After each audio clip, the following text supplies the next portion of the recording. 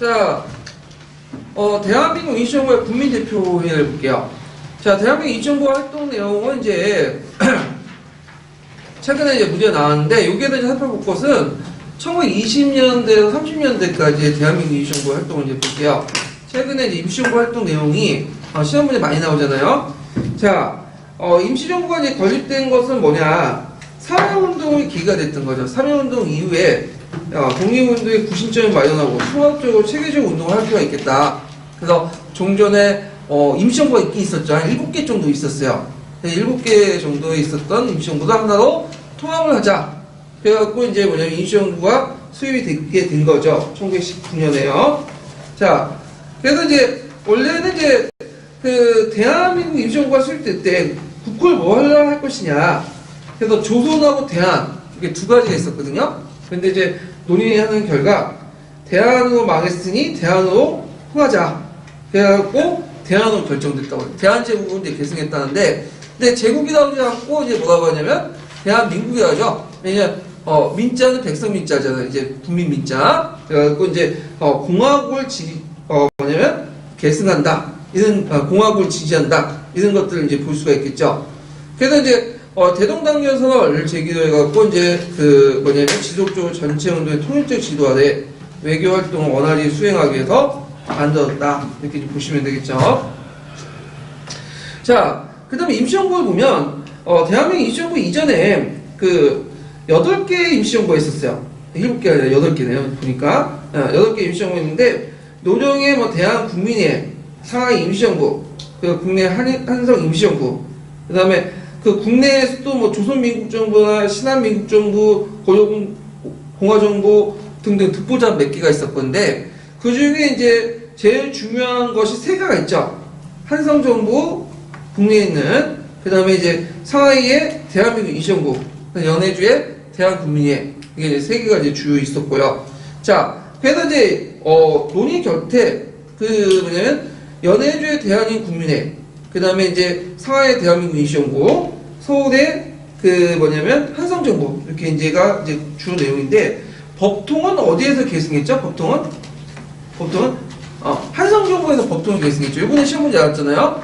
네, 그래갖고 이제 한성정부 인선에 따라 내각이 구성이 되고 한성정부를 이제 그 계승했고 국민회의에서 입법기관을 흡수했고 상하이 임시정부에서 장소에서 설치했고요. 네. 그 다음에 임시정부는 좌우합작의 어떤 성격을 갖고 있는데 왜냐면 거기 이제 한인사회당, 그러니까 상하이파 공산당이 참여했죠. 이동희가. 그래서 좌우합작적 성격을 가지고 있다. 그러면 임시정부가 이제 그 설치할 때 어디에 설치할 것이냐 가지고 이제 문제가 있었는데 두 가지 의견이 있었죠. 상하이에 설치하자, 또 하나는 만주에 설치하자, 이렇게 이제 있었어요. 상하이에 이제 설치하자는 입장에서 뭐냐면 여기에서 이제 상하이라는 곳이 그 당시에는 각종 영사관들이 있었거든요. 중국에 포동지구나 그런데. 그래서 외국과 상당히 좋다, 열광하고 외교적 교섭을 하기 좋다. 그래서 상하이에 설치하자는데 이 상하이에 그 설치하자는 사람들의 그 독립운동 방향은 어디겠어요? 네, 외교 독립론이죠. 외교 독립론. 그 다음에 이제 이에 관해서 이제 그 만주에 설치하자 이렇게 하는데 그 논리가 뭐냐면 얘네들 만주에 설치하면 국내 진공작전이 편하다. 그래서 이제 국내하고 지리적 인접성 때문에 만주에 설치하자.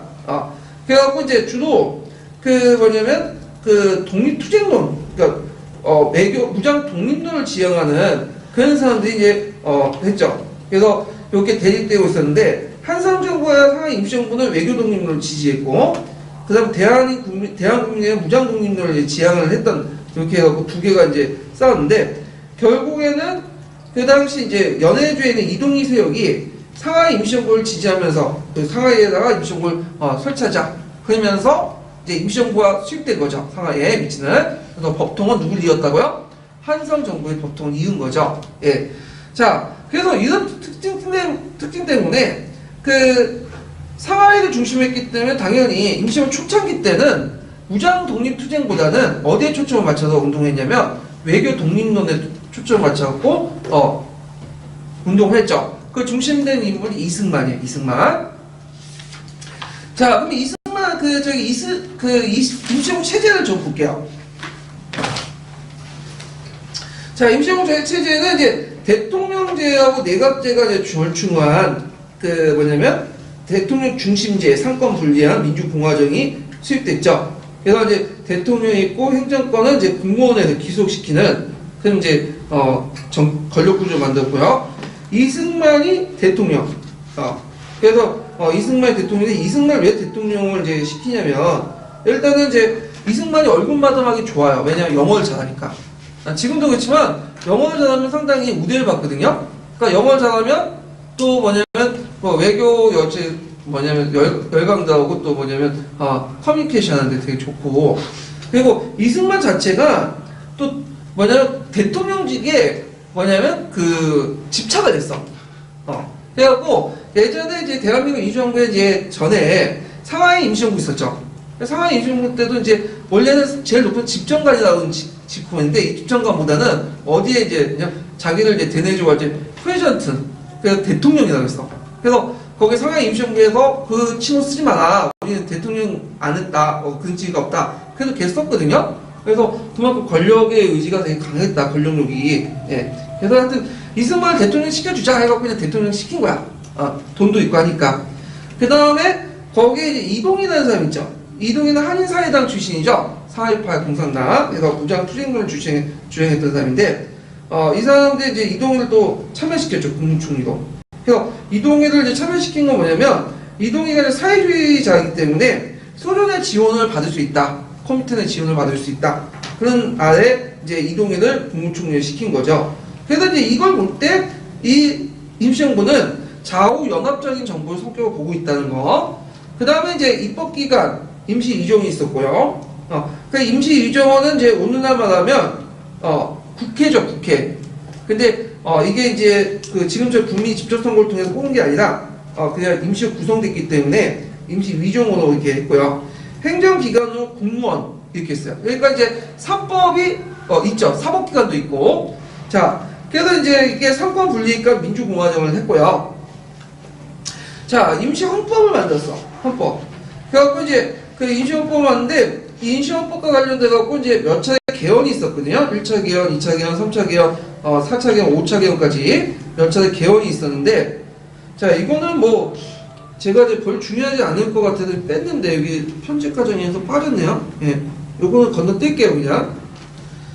자, 그 다음에 이제 그 활동 내용을 이제 그 다음에 이제 보면 운동 방향에 이제 보면 임시정부 유지 방향, 방안을 마련하고 국내 동행운동 방향 뭐 등등등은 이제 구성이 됐고요. 대한민국 임시정부 활동 요거 좀 기억을 내주세요. 예전에 기출문에 나왔던 거니까. 자. 임시정부 활동은 이제 아까처럼 어디에 중점을 맞추냐면 외교 독립론에 초점을 맞췄어요. 예, 그 초반기 때는. 그래서 초반기 때 이제 외교 독립의 내용을 줬군요. 자, 국내 연락조직으로서 여러분도 알다시피 뭐와 뭐가 있었죠? 영통제하고 교통국이 있었죠. 그래서 영통제 교통이 뭐냐면, 주로 이제 이거는 전국 커버했던 게 아니라 만주하고 서북지역을 연결하는 건데, 자, 주로 이제 요 지역을 중심으로 했어요. 평안도와 여기 서울 지역. 영통제하고 교통국을 설치했죠. 그래서 이제 교통국은 뭐냐? 교통국은 중간중간에 필요한 거점들을 이렇게 마련해요. 그리고 이 거점들을 서로 연결시켜주는 기관이 뭐냐면 영통제야. 교통국은 주 지점들의 이제 중심지를 설치하고 그 다음에 그 지점과 지점을 서로 연결시켜주는 조직망을 영통제 이렇게 이제 운영이 됐거든요. 그 외의 지역은 이제 대한민 독립예국단이나 강원도를 커버하고 그다음 대한민국 청년 외국단 중부 이남을 커버하고 이런 식으로 이제 나머지 지역은 이제 외부 기관이 이제 담당을 했죠. 그래서 이 영통제와 교통국에 이제 했고 영통제 교통국의 이제 최종 기지는 어디냐? 이게 요동까지 연결되거든요. 요동에 이제 안동까지 여기 연결되는데 여기가 뭐냐면 여기 안동까지 연결돼요. 여기에 저기 안동까지 연결되는데 요 안동은 어디일까요? 지금의 어디죠? 지금의 단동 아시죠? 단동을 그다음에 안동이라고 했어. 그래서 여기 기간에서 이제 했던 것을 안동에서 어디까지? 연락선을 통해서 그 어디까지 상하이로 이제 이렇게 가는 거야. 그러니까 상하이에서 안동 가고 국내에 잔입하는 그런 역할을 한 것이 교통국하고 그 뭐냐면 연통제였다. 이렇게 이제 보시면 되겠죠. 자, 그러면 먼저 이제 그 연통제를 이제 볼게요. 연통제는 이제 국내 및 서간도, 북한도 지역 연락 조직망으로서 독립운동 방향이다로서 이제 국내를 연결시키는 곳이고요. 그래서 각 도, 군, 면에 뭐 독판, 분간, 명간 이런 것들 정부 연락체계를 줬고 간도에 독판부를 설치했죠. 예, 그래서 정부의 문서나 그 명령을 전달하고 군자금을 조달하고 그다음에 정부 보고, 지휘 감독 이런 것들인데 주로 밀정을 세출하고 친일군자들 뭐냐면 사사한테 그 역할을 했다. 그 당시 밀정이 많았어요. 밀정이 그 당시에. 자, 그래서 이제 그 연통제의 뜻은 대한정부 임시정부와 대한민국 임시정부의 국내 손을 연결하여 통한다. 그걸 통해서 자금을 확보한다. 그래서 연통제를 붙였고요. 그 다음에 연통제 중간중간에 연락기관으로서 교통국을 뒀죠. 그래서 군면, 만주의 안동인데 요 안동에 그 오늘날 단동이라고 했죠. 단동에 이동양이라는 그 회사가 있었어요. 네. 이동양에 누가 있었냐면 조지쇼라는 사람이 있었거든요. 그 사람이 아일랜드 출신인데 이 조지쇼가 거기 이제 그 이동양을 운영하면서 상해와 안동 사이에 배편을 제공했어요. 이 사람이 왜 이렇게 많이 도와줬냐면 그 조지쇼 입장 때는 조선이 아일랜드와 비슷하다는 거야. 그래갖고 이제 그 아일랜드도 영국에 한동안 지배를 받았잖아요. 그러니까 이제 이런 것들을 이제 갖고 감정이입이 돼서 많이 도와줬고, 그래서 이제 이강수가 나중에 이제 상하이에서 그 활동하다가 뭐 조선에 갔었죠. 그 이제 자기 외국 누가 그 여자친구가 잡혔다니까 갔고, 그 다음에 독립신문 같은 것도 이제 이런 통로로 유입이 됐고, 예, 등등 큰 역할을 했고, 나중에 이동량이 그 활동하니까 일본 애들이 영국의 압력을 둬서 결국에는 이동량이 없어져요. 이제 그게. 자, 교통국이 이제 뭐냐, 무슨 역할이냐, 통신기관 역할로서 정보의 수집, 분석, 교환, 연락 업무를 담당했다. 예. 근데 이런 역할을 했던 이제 뭐냐면 연통제와 교통국이 1921년에 조직망이 발견이 되거든요. 원래 비밀적으로 운영했다. 일본 내에서. 그래서 국내 조직망이 발각이 돼서 결국엔 어때요? 없어지죠. 그래서 임시로 크게 타격을 받아. 왜냐면 이걸 통해서 국내 자금줄을 이렇게 자금이나 인력 같은 거 공급하는데 이 중요한 라인이 어떻게 해요? 없어지니까. 그래서 그 당시 임시정부가 큰 타격을 받아서 재정에 큰 어려움을 겪었다. 그런 것들을 좀 기억을 해두시면 되고요. 그 다음에 운동하려면 뭐가 있어야 돼요? 돈이 있어야 되겠죠. 독립운동자분들 이제 말했는데 대표적인 게 예국공채. 예국공채는 이제 뭐냐면 독립 후에 돌려주겠다라고 해놓고 공채를 발행을 했어요. 그래서 이제 실제 많은 사람들이 매입을 했는데 그걸 매입했던 사람도 실제로 이걸 자기가 돌려받을 거라 생각하지 않고 그냥 산 거죠. 그래서 나중에 이제 이 예국공채가 이제 그 해방 후에 나중에 이제 90년대인가 2000년대에 그 한번 그때 산 사람들에게 돌려준다고 이제 우리나라 정부에서 불렀는데 그때 예국공채를 진짜 그때 산 사람은 한 명도 없고 나중에 그 후에 골동품 있죠. 골동품 예국공채를 가지고 있는 사람이 있어. 그 사람들이 이제 혜택 받았다고 그러거든요. 자, 뭐 그런 것도 있고. 그 다음에 인두세는 국내 20세 이상의 모든 조선인들에게 1인당 한 명씩 인두세를 징수했다. 물론 이것도 그냥 그렇다는 거지. 실제로 낸 사람 별로 없겠죠. 그 다음에 의원군 같은 경우에 뜻을 담아서 독립운동의 기금을 이제 자발적으로 낸다. 그래서 이 징수는 의원군은 자발적으로 낸 사람도 있고 부자들이나 이런 친일파들을 협박을 해가지고 이제 뜯어낸 것도 있고, 네, 그런 것도 있고요. 그래서 자금의 운반은 아까 전에 교통국과 연통제를 통해서 만주의 이동양이나 부산에 백산상의가 있어요.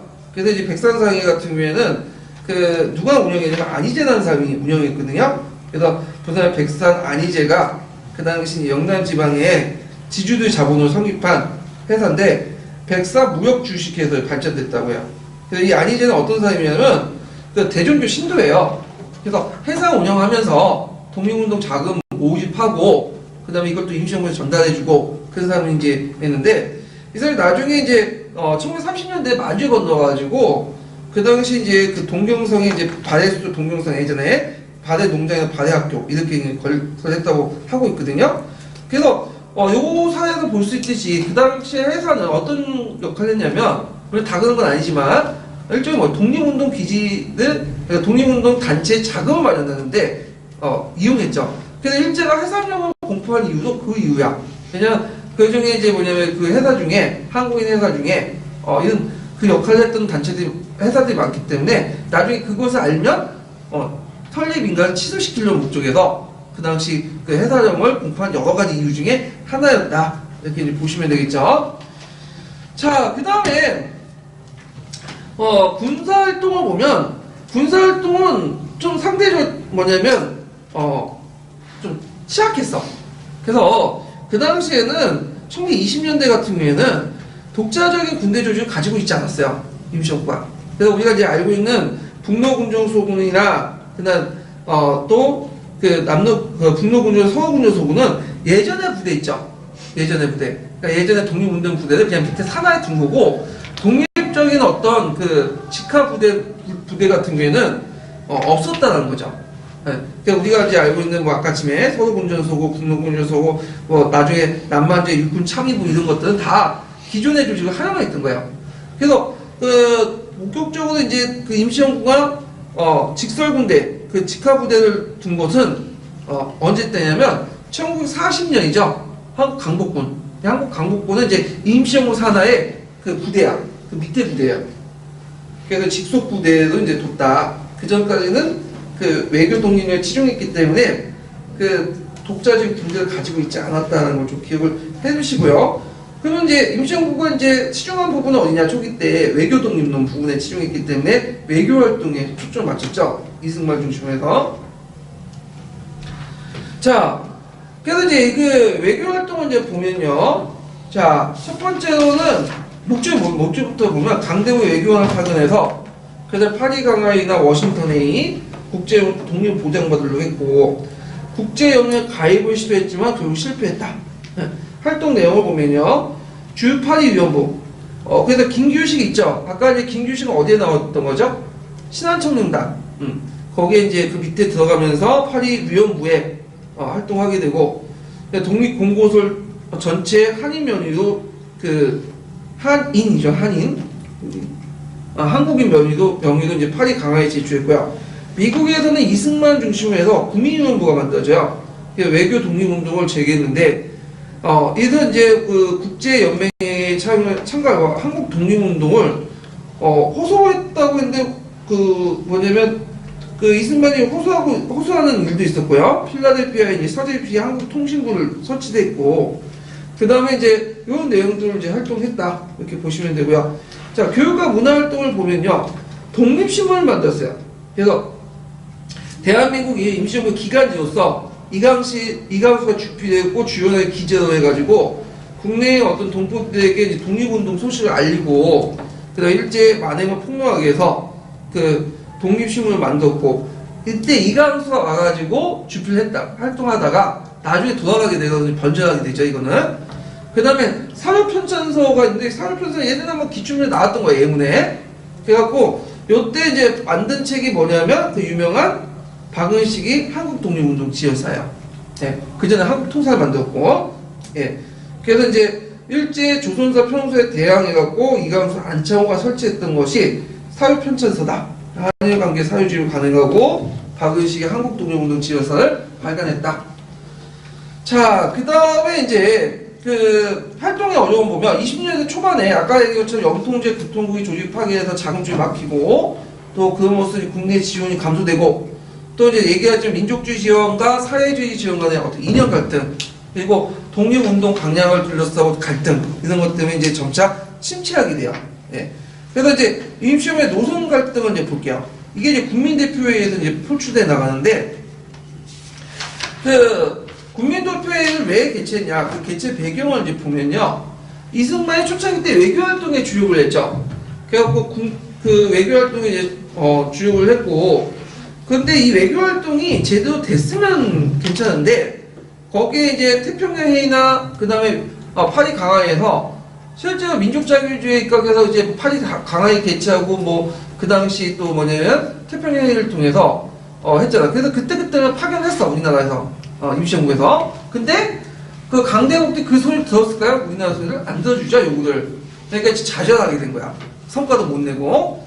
거기에다가 윌슨이 이승만이 나중에 윌슨한테 청원을 쓰죠. 이거는 청원을 낸 거는 임시정부가 3.1운동 이후에요. 3.1운동 3월 1일 날 운동이 일어나고 나서 그 당시 이제 3월 몇일, 3월 그다음 2, 3일 뒤에 3.1운동이 일어났다고 모르는 상태에서 이승만이 윌슨에게 청원을 냈는데 그 내용에 보면 우리나라를 위임통치해달라.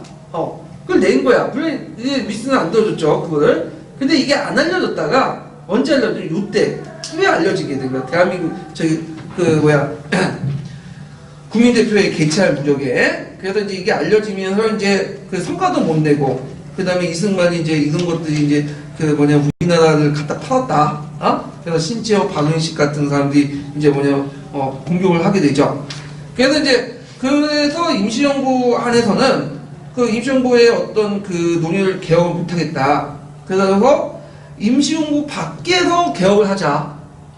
그래서 임시의정원이 있는데도 불구하고 임시정부 밖에서 개혁을 하자는 위해서 임시정부 밖에 뭘 뒀냐면 국민대표회의를 개최를 했어요. 그래서 이제 국민대표회의를 이제 개최해서 상하이에서 국민대표 소집을 요구하고 박은식, 원세훈 이런 사람들 중심으로 해갖고 개최했던 것이 1923년에 국민대표회의다. 이렇게 보시면 되겠죠. 자, 그러면 그 당시에 국민대표 안에서 또는 임정 안에서 어떤 논의가 있었냐? 크게 이제 두 가지 논의가 있었는데, 하나가 이제 뭐냐면 운동 방향, 어떻게 운동할 것이냐. 그 다음 또 하나는 임시정부를 계속 유지할 것이냐 아니면 그냥 해체시킬 것이냐, 그런 논의거든요. 그럼 먼저 살펴볼 것이 뭐냐면 운동 방향에 대해서 얘기해 볼게요. 자, 이승만은 그 당시 뭘 주장했냐면 외교 독립론을 주장했죠. 외교는 이승만은. 그래서 외교적 노력의 성과에 따라 민주의 운명이 결정된다. 그래서 이제 외교 독립론을 주장을 했고, 근데 문제는 외교 독립이 따라서 했지만 성과가 없었죠. 이게 이제 문제였던 거죠. 성과가 없었고, 그 다음에 안창호 같은 사람은 실력 양성론, 실력 준비론 이런 것들을 주장을 했고, 그 다음에 이제 이동희 같은 사람은 이 사람은 사회주의자인데 적극적 무장투쟁을 주장해. 나중에 이 사람은 뭐까지 주장하냐면 임시 포기하자. 국경지방 중심으로 해갖고 적극적으로 무장투쟁을 하자. 이렇게 이제 했고, 이 사람은 뭐하고 관련돼 있죠? 이동희는 코미테너와 관련돼 있죠. 왜냐면 이 사람은 이제 상하이파 공산당 출신이니까 무장투쟁을 해갖고 소련과 연대투쟁을 또 강조해요. 소련과 교섭해서 시베리아 주둔 일본군을 견제하기 위해서 공수동맹까지 체결하자. 독립군 양성 지원군을 받자. 그래서 코미테너부터 지원군을 받았어, 일단. 근데 이동희의 비서가 돈을 받고 튄다는 거야. 돈을 받고 이동희가 이렇게 한 게 아니라 이동희의 비서가 개인적으로 그걸 횡령을 해버린 거죠. 그래서 이제 이동희가 이제 곤란한 위치에 처해서 이제 떠났는데, 임시정부를. 자, 그 다음에 이제 신채호가 있죠, 신채호. 이 신채호는 뭘 주장하냐면, 민중혁명론을 주장해요. 그래서 이 민중혁명론은 이제 삼연운동을 이제 보고, 이제 엘리트 중심 운동을 버리고 민중을 중심 운동을 해야 되겠다. 그렇게 이제 주장하죠. 그리고 그 당시 신채호는 뭘 받아들였죠? 무정부주의를 받아들였죠. 그래서 무정부주의는 나중에 얘기할 텐데, 이 무정부주의의 혁명의 주체는 누구예요? 이는 노동자, 농민이 아니에요. 누구죠? 민중이죠. 그때 민중이라는 것은 뭐냐? 초계급적인 거죠. 그래서 이제 일본에 대항하는, 계급에 한 것은 일본에 대항하는 모든 사람들을 민중이야. 그 민중들이 뭐냐면 폭력혁명을 통해서, 국내 폭력혁명을 통해서 뭐냐면 일본을 몰아내자. 그래서 민중들에게 어떤 각성시키고 그걸 폭력을 촉발시키기 위해서 이게 촉발체가 필요하죠. 이게 뭐야? 의열투쟁이죠. 의열투쟁. 그래갖고 이제 한인 예국단이나 그런데 의열단 선언도 쓰고, 그 다음에 거기에 이제 가입했던 것이 그 의도였다. 의열단 애들도 민중의 어떤 집정혁명을 주장하잖아요. 그래서 여러 가지 이제 뭐냐면 암살 요인이라든지 파괴 활동 이런 것들 벌였던 것도 이걸 통해서 국내 민중들을 자극시켜가지고 이런 민중 그 혁명을 이끌려고 했던 거죠. 율당이. 자, 그래서 이제 종전에 그 뭐냐면 민중의 직접 혁명을 주장했고 외교론을 비판했죠. 이승만 외교론. 그래서 이제 이승만 같은 경우에는 이제 유명한 말을 했죠. 그 뭐야 누구죠? 이완용은 있는 나라도 갖다 파는데 이승만은 없는 나라까지 갖다 판다. 그래서 이제 비판을 했던 사람이 있고, 그다음 내부 정파 갈등도 있어요. 아까 전에 이동의 모습과 작업 유형, 이건 이동이 자체보다 비서관이 이게 작업 유형했고, 그다음 이승만 사회주의 사회과의 갈등, 임정래 또 지역 갈등 있어요. 기호파, 서구파, 그거 예전에 노동계 출신이냐, 남인계 출신이냐, 그거 가지고 또 싸우고, 그리고 이제 임정의 외교노를 비판하고 탈퇴했던 북경파들, 신채호 같은 이 사람들 임정을 공격하고. 그다음에 국민대표에서 이제 또 하나의 논쟁점이 뭐냐면 임시정을 어떻게 할 것이냐, 그 논쟁이거든요. 그래갖고 거기 보면 창조파, 개조파가 있죠. 예. 그래서 창조파는 임시정부를 그냥 해체시키고 새로운 조직을 만들자. 그래서 임시정부의 한계성을 이제 뭐냐면 인정하는 거고, 개조파는 이미 임시정부의 한계성을 인정하지만 그 안에서 그 뭐냐면 계속 유지하자, 조금만 개선한 쪽이 개조파예요. 그 다음에 여기는 안 나왔지만 또 하나가 있는 게 형상 유지파가 있어. 그냥 그대로 두자, 이런 거거든요. 그래서 이제 형상 유지파는 대표로 김구나 이동영 이런 사람들인데, 그래서 이제 창조파하고 이제 개조파의 입장 차이가 거기에 있죠. 이들은 공통적인 인식과 한계성을 인정해요. 왜냐면 그 통치형도 없고 통치 국민도 없잖아요. 그래서 국가의 어떤 그 3대 요소가 있잖아요. 국가를 유지하는. 그래서 국민, 영토, 주권. 그냥 주권은 뭐 추상적이니까 내버려두고 뭐가 없어요. 제일 중요한 국민과 영토가 없잖아. 근데 굳이 이걸 위 두 가지 요소가 없는데 왜 정부랑 호칭을 쓸 필요가 있겠냐, 이런 이제 주장은 이제 이해를 하는데, 근데 창조파 같은 경우 아까 얘기한 것처럼 다 없애자, 임시정부 절대성 부인하고 그냥 국민대표회의를 최고 기관으로 하자, 굳이 정부라는 칭호를 쓸 필요가 있겠냐, 그 얘기야. 그래서 이제 무장투쟁을 주장했던 이들치크파 공산당 신채호 이런 사람도 있고, 그 다음에 이제 임시정부 법통령을 부정하죠, 이 사람들은. 자, 그 다음에 이제 개조파 같은 경우에는 임정은 인정한 상태에서 개호를 통해서 임정이 정부라고 좀 하니까 이걸 국민대표회의로 보완하자. 그래갖고 이제 안창호를 중심한 사람들, 뭐 이런 사람들, 상하파 공산당, 이런 사람들이 이제 주장을 했고요. 그래서 임시정부 법통령은 이 사람은 주장을 하죠. 이렇게 이제 하죠. 근데 중요한 건 상하파 공산 중에서 이동희는 창조파에 속해요. 근데 이제 윤자영 같은 사람은 이제 뭐냐면 개조파에 속하죠. 근데 이에 반해서 그 형상 유지파는 그대로 두자. 결국에는 이게 제대로 해결 안 됐죠. 그래갖고 이제 결국에는 창조파, 개조파 다 나가고, 이승만은 또 뭐냐면 그냥 꼴보기 싫다 나가버리고 미국에 가버리고. 그래서 유일하게 이제 누가 나왔어요? 김구나 이동영을 중심으로 이제 몇몇 소수인들이 이제 임시정부를 지키게 된 거야. 그래서 초반기 때는 임시정부가 임시정부가 이제 1920년대 초반까지는 국민대표회의 이전까지는 구심점 역할을 했어, 나름대로. 근데 23년 이후 국민대표회의 이후에 이제 창조파, 개조파 다 떠난 뒤에는 구심점 역할을 못하게 되는 거야.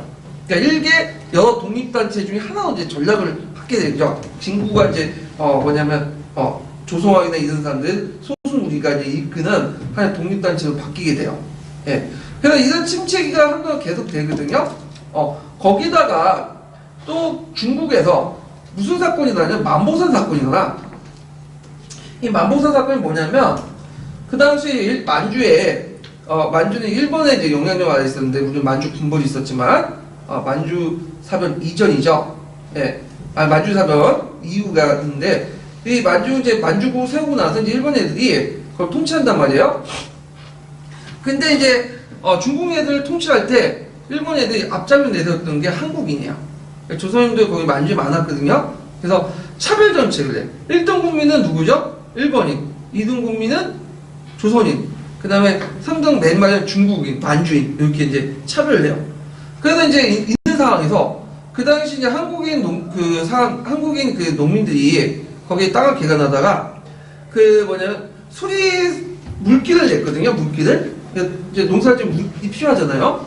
근데 물길을 내는 과정에서 중국인이 경작하는 그 밭을 논밭을 건들고 들어왔나 봐. 물길을 빼앗고. 그러니까 이제 물길 때문에 이제 중국인 농민하고 한국인 농민 싸움이 일어나요. 근데 일본 경찰이 이제 개입을 해가지고 거기에 뜯어 말리면서 이제 한국인들을 좀 농민들에게 좀 유리한 조치를 취한 거야. 근데 그게 이제 사건 전체야. 근데 이게 뭘로 알려졌냐면 이제 뭐냐면 한국에 조선일보, 중앙일보에서 어떤 식으로 이제 얘기를 하냐면 그 당시 이제 물길을 싸우는 과정에서 중국인들이 몰려와서 한국인 농민들 다 죽였다. 자, 이 소문을 들은 그 뭐냐면 저기 조선에 있는 한국인들이 열받는 거죠. 국내 한국인들이. 그래갖고 그때 우리나라에 있는 하교인들 있죠. 하교들 집중적으로 공격해요. 많은 사람 죽어. 근데 이게 나중에 오보라는 거 발견된 거지. 이미 이제 어떻게 해요? 떼는 친구죠. 그래서 이제 중단됐는데 이게 한국에서 중국인들이 많이 학살당했다. 이 소문은 중국인들이 감정이 어떻게 있어요? 안 좋겠죠. 예, 지금 사드 배치처럼 안 좋단 말이야. 반항 감정이 막 확대되는 거야, 그냥. 예. 중국인들 특징이 뭐냐면 적대 대상은 되게 뭐냐면 하나 있으면 막 물고 늘어나잖아, 애들이. 그러니까 이제 이 반항 감정이 확대되니까 만보사 사건 등으로 해갖고 이게 뭐냐면 독립운동 제대로 못하는 거야. 예, 일단. 그런데 이제 이런 과정에서 이제 이걸 좀 돌파해야겠다. 임시정부가 내부적으로 침체되어 있고 반항 감정, 독립운동도 제대로 못하고. 그래갖고 이제 김구가 만든 의열단체가 어떤 단체죠? 한인예국당이죠. 의열당과 한인예국당이 의열 투쟁을 하게 되잖아요. 그래서 이제 그 의열당 같은 여러 곳을 이제 뭐냐면 그 암살하고 뭐 폭탄 테러하고 그랬는데 한인예국당 딱 두 군데 딱 성공했죠. 누구? 안중근은 윤봉길 이렇게 성공했잖아요. 안중근이 아니라 누구죠? 갑자기 생각이 안 난다. 누구지? 이봉찬. 예. 그래서 이제 해가지고 그 성공을 했죠. 그래서 이제 이 성공 때문에 그 지원을 받게 돼요. 특히 윤봉길 같은 사람은 그 뭐냐면 이제 상하이 홍콩공원에서 그 도시락인지 물병인지 잘 모르겠지만 던져가지고 그 당시 이제 제1차 상해사변을 일으켰던 그 일본군 장교들을 많이 죽였잖아. 장군하고. 그래갖고 이제 그때 장제스가 너무 좋아가지고 무슨 말을 했냐면 중국의 100만 대병도 하지 못했던 것을 그 윤봉길 같은 한국 요국사가 한 명이 단행했다. 이렇게 하면서 막 칭찬을 해주면서 적극적으로 국민당이 적극적으로 지원을 해주죠. 임시정부가. 그리고 만보사 사건을 해갖고 이제 그 당시 중국의 감정이 악화된 것이 금방 없어지고 이제 반항 감정, 친한 감정 바뀌면서 운동을 편하게 돼요. 그래서 이때 침체기 때 잠깐 했다가 이제 다시 부흥한 것은 일제가 1937년에 중일전쟁이 일어나면서 이제 뭐냐면 그 공격하니까 이거에 대해서 이제 장개석 정부가 적극 지원해주고 그때 이제 만들어진 것이 뭐냐면 한국 강복군이에요. 예. 그래서 이건 나중에 얘기했지만 그래서 하여튼 초반 때 반짝했지만 40년대 전까지는 중일전쟁 전까지는 37년 전까지는 그게 활동이 별로 없었어. 예. 그때 이제 한인 예국단 정도 활동을 했고요. 그래서 그 밑에 이제 이렇게 쭉 그 내용들이 있고요. 자, 그래서 이제 의의와 한계를 보면요. 임시정부는 이제 최초의 민주공화정이다. 3.1운동 정신을 계승했고, 그 다음에 좌우 통일정부를 전설 구성했다. 이동희가 참여해서. 그렇지만 내부 분열로 효과적 활동을 못했고, 초창기 때만 주도권을 장악이지 나중에 주도권을 장악하지 못했다. 그 외교 독립 노선에 중점을 맞춰서 활동했다. 이런 것들이죠. 그래서 이제 이런 내용들을 이제 봤고요. 자, 그 다음에 이제 그 관련된 문제를 이제 풀어볼게요. 149페이지 펴보세요. 149페이지.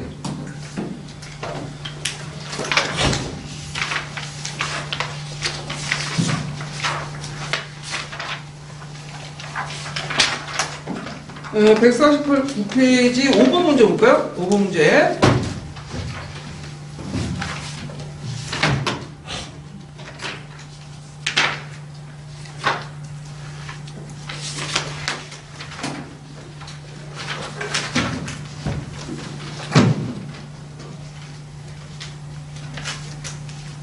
자, 다음 청원서 때문에 논란이 되어 개최된 회의가 무엇인지 써보고 이 회의에서 어떤 논쟁이 좀 일어나는지 세 줄이나 써보시오. 이 회의 결과를 말해보시오. 자, 장래가 완전히 독립을 보증하고 담보가 한국을 국제연맹 통치 밑에 둘 것이다. 위임 통치 이승만이 쓴 거죠. 그 때문에 나중에 이게 알려지면서 했던 회의가 뭐냐면 그 국민 대표회의야. 그러니까 국민 대표회 논쟁 점에서 이제 대한민국 임시정부가 진로 둘러싸고 논쟁했는데 그때 개조파, 창조파 이렇게 싸우다가 결론 못 냈고 이제 뭐예요? 결렬되면서 이제 임시정부가 많은 사람들이 떠나갔죠. 그래서 임시정부의 영향력이 확대됐고, 그 다음에 이승만 대통령이 탄핵한 후에 박은식이 이제 뭐냐면 대통령 취임했고, 이 대통령제가 국무정제도 바뀌게 돼요. 요거는 이제 헌법과 관련된 건데, 임시정부가 이제 몇 차례 개정이 있었냐면, 1차부터 해가지고, 그 당시 이제 5차의 개정이 있었어요. 개헌 작업이. 그래서 이제, 요거는 이제 뭐와 관련된 거냐면, 2차 개헌 때요. 1925년에 그래서 국무령 중심의 내각 책임제로 이렇게 전환이 되고 이런 것들을 이제 좀 보시면 되고요. 그래서 이제 1차 개헌, 2차 개헌, 3차 개헌, 뭐 4차 개헌, 5차 개헌인데 요거는 좀 얘기를 할 필요는 있긴 한데 뭐 그냥 넘어갈게요. 요거는 그렇게 중요한 부분이 아니기 때문에 그냥 넘어가고. 자, 그 다음에 이제 155페이지 2번 문제 볼게요. 155페이지 2번 문제.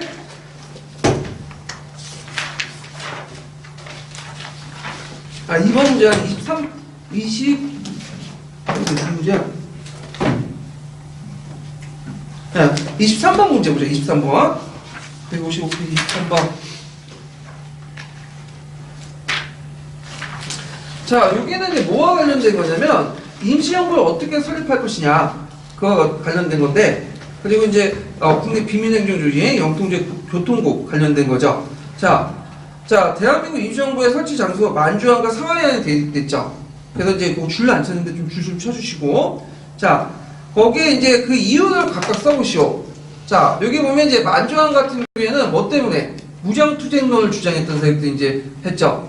그래서, 이동희 같은 사람들은 이제 간도나 연해주의 거점 옮길 주장을 하면서 했는데, 나중에 이동희가 이제 만주안을 하다가, 상하이안 쪽으로 해서 지지를 해줘요. 이렇게 바뀌게 되는데, 자, 상하이는 아는 이승만부터 외교 독립론자를 주장했죠. 국제도시 상하이가 일제에 영향을 미치지 않고 세계 연합과 외교활동 거리가 좋다. 그리고 디귿과 니은은 이제 영통제하고 교통국 관련된 내용 이렇게 쓰시면 되겠죠. 영통제 비밀행정제도 그리고 교통국은 통신기관 비밀연락으로 통신기관 이렇게 쓰시면 되고. 자, 159페이지 거 보세요.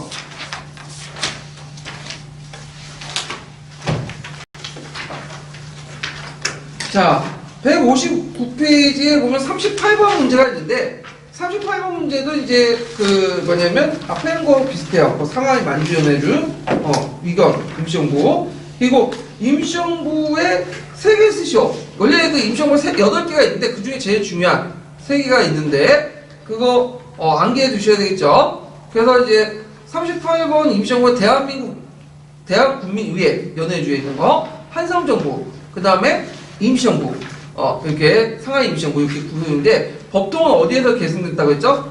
한성정부. 그 다음에 이제 의회 부분은 대한국민의회 이렇게 구성이 됐고 위치는 상하이 임시정부 이렇게 연결되면 되죠.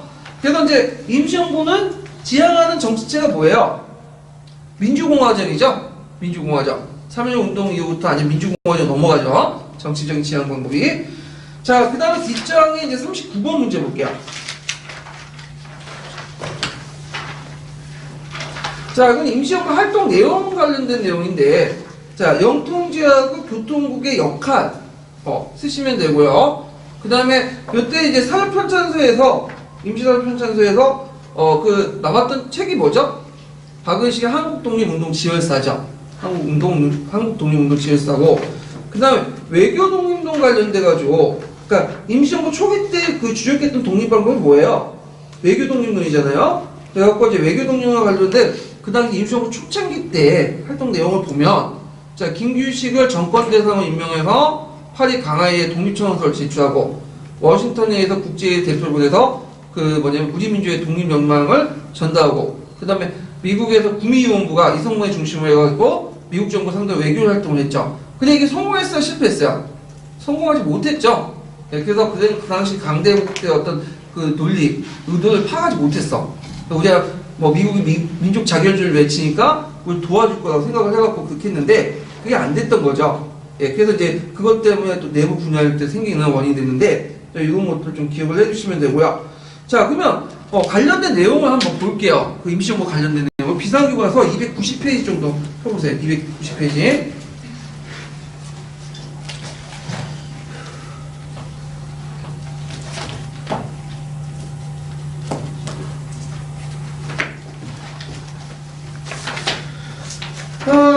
비상교과서 290페이지 맞나?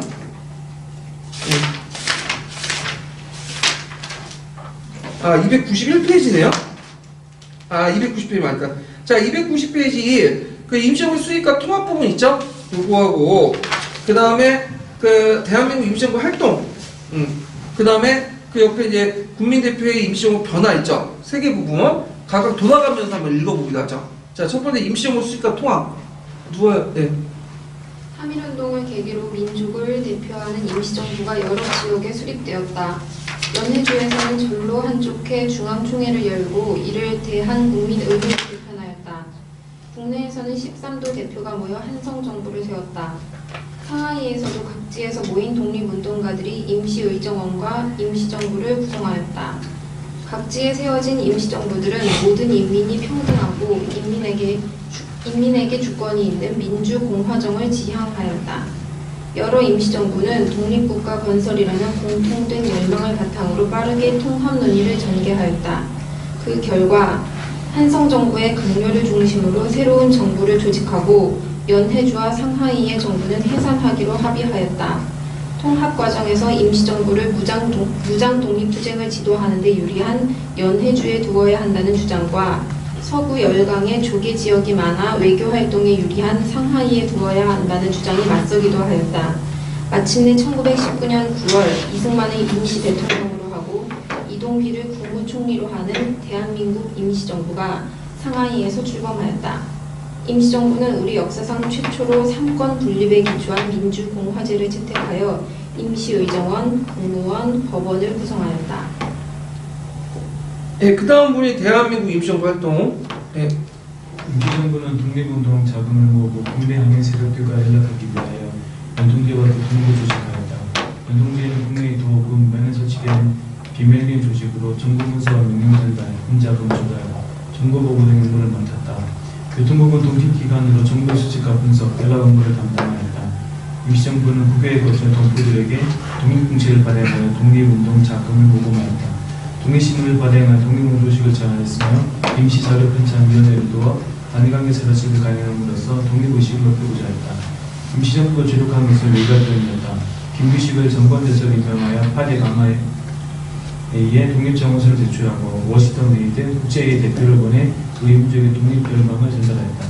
미국에는 국민비용벌도 이승만 중심으로 미국 정부를 상대로 한 외교활동을 벌이기도 하였다. 임시정부에는 만주 지역의 무장세력들도 같이 참여했다. 1920년에는 18부대로 서간도의 광복군 사령부와 광복군 총령을 두고 무장투쟁을 지원하였다. 또한 만주 지역 독립단체는 임시정부 산해 서로운동서, 국로군용소로 재편하였다. 1923년 무렵에는 육돈주만 창부를 두고 무장투쟁을 전개하였다. 그러나 독립군 대부분은 임시정부가 불교 활동하였고 임시정부도 무장투쟁보다는 외교활동에 많은 힘을 쏟았다. 예. 그 다음에 국민대표의 임시정부의 변화, 그 다음 분 읽어보실까요? 1920년대 초 국내와 연결하는 연락망인 연통제와 교통국은 일제의 탄압으로 사실상 마비되었고 외교활동 역시 강대국의 외면으로 큰 성과를 얻지 못하였다. 이로 인해 임시정부의 활동이 점차 위축되자 외교 중심적인 임시정부의 활동에 비판적이었던 신채호 등 중국 반내 세력과 만주, 연해주 지역의 무장 세력들은 임시정부의 개편을 요구하였다. 이에 독립운동의 새로운 방향을 모색하기 위해 여러 민족운동가들이 모여 1923년에 국민대표회의를 개최하였다. 그러나 국민대표회의는 임시정부를 해체하고 새로운 정부를 수립하자는 창조파와 임시정부의 조직만 바꾸자는 개족파의 대립으로 결렬되었다. 회의가 결렬된 이후 많은 민족운동가가 임시정부에서 이탈하여 임시정부는 조직을 유지하기 어려울 정도로 침체 상태에 빠졌다. 1925년에 임시의정원에서는 대통령 이승만을 탄핵하고 박은식을 대통령으로 추대하였다. 곧이어 헌법을 개정하여 대통령제를 국무령제로 바꾸는 등 임시정부의 위기를 수습하기 위해 여러 가지 노력을 기울였다. 대한민국 임시정부는 여러 독립운동 단체를 대표하고 주도적으로 이끌어가기도 하였지만 독립운동 세력을 분화하고 국제정세의 변화 등으로 세력이 약화되기도 하였다. 그러나 여러 난관을 극복하며 26년이 넘는 기간 동안 유지된 독립운동이 통합기구였다는 점에서 의의가 있다. 광복 후 수립된 대한민국은 3.1운동의 정신과 대한민국 임시정부의 법통을 계승하였다. 자, 이 맨 마지막에 내용이 중요하죠. 이번에 국정교과서의 문제점이 요 법통을 부정했다는 거야. 법통을. 왜 부정했냐? 그러니까 국정교과서에서는 우리나라 대한민국 정부의 수입을, 그러니까 대한민국의 수입을 언제 본 거예요? 1948년에 본 거야. 48. 근데 대한민국은 언제 수립된 거죠? 그 전문에 나와 있잖아요. 그래서 이제 임시정부 법통을 계승했으니까 1919년 4월 20일 날 수입된 거죠. 수입된 거고 1948년에 수입된 것은 정부만 바뀌어서 수입된 거죠. 정부가 수입된 거죠. 국내에서. 그래서 있는데 그래서 우리나라 같은 경우에는 이제 그 1948년 있잖아요. 파리동. 이건 1945년에 뭐야? 강복절이죠. 강복절. 근데 이제 MB 정권 때부터 우리가 이제 1945년 8월 15일을 강복절이 아니라 뭐라고 부르자고 했어요? 건국절이라고 해갖고 논란이 있었잖아요. 건국절 논쟁이. 그냥 이걸 인정할 경우에는 1948년에 8월 15일 날 대한민국 그 남한 정부가 수입된 것이 대한민국 건국이 된 거야. 건국이. 근데 실제로 건국은 우리가 임시정부 법통을 계승했기 때문에 1919년 임시정부 설립인 4월 20일이 어떻게 되나? 건국이 되는 거죠. 건국이. 그래서 이제 건국절을 내세웠던 주장하는 세력들이 뭐냐면 의도가 뭐냐? 종전에 그 임시정부, 김구가 중심으로 했던 임시정부의 어떤 독립운동 활동을 부정하겠다. 그 의도가 깔려있는 거고, 그 다음에 포괄적인 내용들은 우리가 먼저, 그 북한 정권이 성립되는데, 우리도 그때 수립되지 않았냐, 그 전에? 이런 걸 강조했다고 하는데, 종전의 독립운동, 임시정부의 어떤 독립운동사를 부정하는 의도에서 그렇게 하고, 국정교과서 그렇게 실렸다가, 아마 지금 없어졌죠, 국정교과서. 예, 넘어가고 이제 없어지고 그랬는데, 요 부분이 중요하죠. 그래서 임시정부 법통설 부분이 또 강복 후에도 논란이 돼요. 이 부분이. 예, 임정봉대로 이제 논란이 되는데, 요거는 나중에 좀 설명을 하고요. 그래서 임시정부 법통 관련된 내용도 좀 기억을 해주시면 될 것 같아요. 자, 그래서 이렇게 해서 갖고 뒤에 보면 293페이지에 보면 그 국민대표회의 개최와 관련된 사유가 있죠. 국민대표회의 선언서. 요번에 시험 문제 나왔잖아요. 그래서 국민대표회의인데 요번에 그냥 국민대표를 쓰면 돼. 근데 거기에 논쟁점이 뭔가에 대해서 파악을 해주세요. 사료를 보고. 좀 어렵게 하면 그렇게 나올 수도 있고. 그 다음에 그 밑에 보면 이제 그 국민대표회의 주장했던 독립방황들. 안창호, 이동희, 그 다음 신치호. 이런 사람들이 주장 내용들. 그런 것들 이제 보시면 될 것 같아요. 그래서 이제 나중에 임시정부 하니까 정부자가 붙으니까 과연 이게 정부가 수립되냐. 형식적 조건이 이제 수립되지 못한다. 그래서 정부란 이름보다는 뭘 통해서 이제 운동을 하자, 그죠? 당을 통해서, 운동을 하자. 그래서 그때 이제 20년대 중후반을 넘어가면 이제 민족유일당 운동이 그 국외 만주 지역이나 간대 지역에서 형성이 되고 그 영향을 받아서 나중에 이제 정부, 그 임시정부 안에서도, 임시정부 안에 또 당을 하나 만들죠. 그래서 이제 그 당을 만드는 게 무슨 당이에요? 네? 한동당이죠. 한국독립당. 한독당이 만들어지죠. 네, 이 부분은 나중에 좀 얘기를 할게요. 1930년에. 한국독립당도 하도 많아가지고, 이것도 또 구별해야 돼. 예. 자, 그래서 이렇게 해서 있고, 지금 30분인데, 다음 테마 넘어가기 좀 그래서, 제가 내일 또 학교 가야 되거든요. 예. 자, 그래서 오늘 여기까지 하고, 아마 다음 주에는 어떻게든 빨리빨리 해가지고, 한국사 다 끝낼게요. 한국사 다 끝내고, 다다음 주 6월 둘째 주부터는 이제 세계사 넘어가서 빨리 좀 진도를 많이 뺄게요. 예. 오늘 근데 질문이 있는데요. 네. 아까 대한민국 임시정부 수립일이 네. 1919년 4월 20일이라고 하셨는데 1919년이요. 아, 제가 말 잘못한 것 같아요. 1919년 4월 20일. 네, 4월 20일이라고 네. 하셨는데요. 4월 20일은 한성정부 수립일이고 네. 그 임시정부 수립일은 네. 11월 아니에요?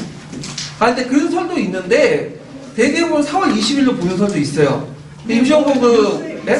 신문에는 보통 여기 무슨 주간지나 일간지 같은 아니 그러니까 그거는 임시정부 수입과 관련된 거는 아까 얘기했처럼 설이 많다. 한성정부 수입도 있고 실제로 이렇게 수입한 연도 있는데 좀 빨리 보는 건 4월 20일로 보는 사람도 있어요. 근데 그게 지금 중요한 건 아닌 것 같고 네, 일단 끄고 말할게요.